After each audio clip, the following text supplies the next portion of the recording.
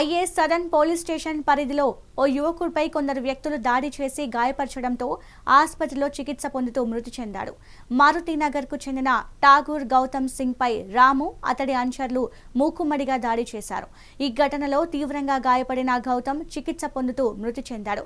గౌతమ్ మృతికి కారణమైన వ్యక్తులపై చర్యలు తీసుకోవాలని కోరుతూ బీజేవైఎం కార్యకర్తలు మృతదేహం తరలించే వాహనాన్ని అడ్డుకొని ధర్నాకు యత్నించారు. పోలీసులు స్వల్ప లాఠీచార్జ్ చేసి యువకులను చెదరగొట్టారు.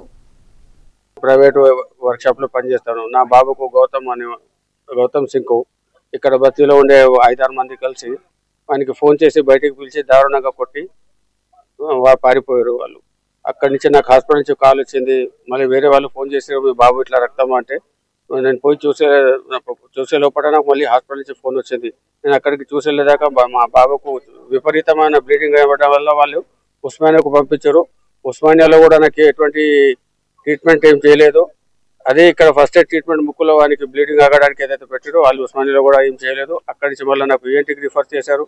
ఈఎన్టీకి వెళ్ళిన తర్వాత వానికి నైట్లో 6-7 సార్లు రక్తం బ్లీడింగ్ వామిటింగ్స్ అయినాయి. అక్కడ కూడా వాళ్ళు ఉదయం 9-8:30 నుంచి 2:30 వరకు ట్రీట్మెంట్ చేశారు. అయినా ఫలితం లేదు. అక్కడి నుంచి నాకు వెంటిలేషన్ డాక్టర్కు నర్స్కు ప్రొవైడ్ చేసి నిమ్స్కు రాశారు.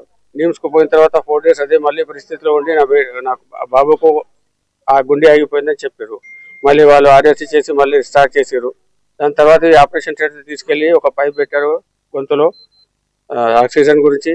అక్కడి నుంచి కూడా బ్లీడింగ్ అవుతూనే ఉంది. అక్కడ డాక్టర్ల నిర్లక్ష్యం వల్ల ఇన్ని రోజుల సమయం బట్టి బాబును అక్కడ మాకు కాలేదు మాతోటి అని చెప్పేసి మళ్ళీ మాకు చెప్పడం వల్ల నేను సిఎన్ఆర్ రియాబ్కు అంటే ఎక్కడైనా రియాబ్కు తీసుకెళ్ళండి అని చెప్పడం వల్ల నేను ఇక్కడ సిఎన్ఆర్ చైతన్య కొత్తపేట వరకు అక్కడికి వచ్చి 3 రోజుల నుంచి అక్కడ ఉన్నాను. ఈరోజు ఉదయం మా బాబు గుండె ఆగి చనిపోయిందని నాకు చెప్పారు.